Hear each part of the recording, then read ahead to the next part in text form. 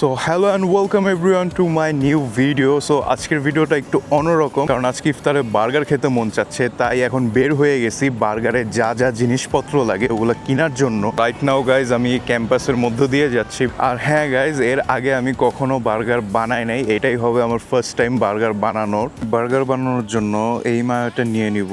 তো মায়ো নিয়ে নিছি, এখন বার্গারের প্যাটি নিতে হবে, দেন বার্গারের বান নিতে হবে। এর প্যাটির জন্য আমি সৌদি গোল্ডের এই বিফ প্যাটিটা নিছি, এটার মধ্যে 20 পিস আছে, এটাকেও আমি বাস্কেটে দিয়ে দিব। একটা ফার্ম ফ্রেশের বাটার নিয়ে নিছি, এটা সল্টেড বাটার।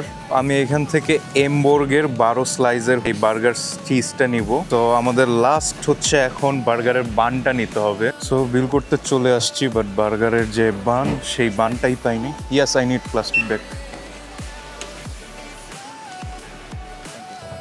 বার্গারের জন্য যা যা দরকার ছিল সব তো কিনে নিলাম, বাট হচ্ছে আমার যে বার্গারের মেইন জিনিস বান, সেটাই হচ্ছে এখনো কিনা হয় নাই। সো এটা এখন বাহির থেকে কিনতে হবে। সো গাইজ, যে প্রবলেমটা হয়েছে সেটা হচ্ছে আমি তো বার্গারের সব কিছু নিয়ে নিছি, বাট বার্গারের মেইন জিনিস বার্গারের বান, সেটাই আমি কোনো জায়গায় পাচ্ছি না। গাইজ, আপনারা দেখতে পাচ্ছেন আমি 4টা প্যাটি দিয়ে দিছি এবং ওইটার মধ্যে আবার বাটার লাগিয়ে দিছি। সো এটাকে এখন এয়ার ফ্রায়ারের মধ্যে দিয়ে দিব। আমি টেম্পারেচার সেট করে দিছি 180 ডিগ্রি সেলসিয়াস, আর এটাকে আমি 12 মিনিটের জন্য কুক করব।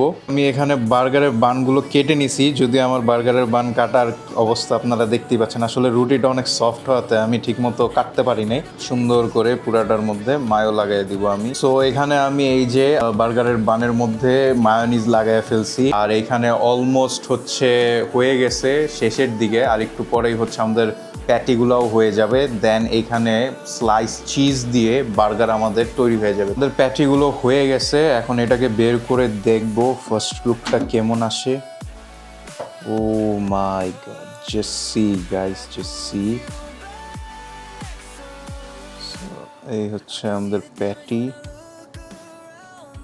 আমি ফার্স্টে একটা দিয়ে দিব, অ্যান্ড আই গেস এখানে একটা চিজ স্লাইস দিয়ে দেন আরেকটা প্যাটি দেওয়া দরকার। প্যাটি দুইটার মাঝখানে একটা চিজ স্লাইস দিয়ে দিব, এটাকে এভাবে রেখে দিব। এটার উপরে আমরা আরেকটা প্যাটি দিয়ে দিব। সো আজকে মন চাইলো একটু ডিফারেন্ট কিছু খেতে, তো আমরা এটাকে একটু পুশ করে দিব, দেন আমরা এই উপরের বানটা লাগিয়ে দিব। যদি আমার কাটাটা সুন্দরভাবে হয়নি গাইস, তাও this is my first burger. এটা আমার ফার্স্ট টাইম মেড বার্গার।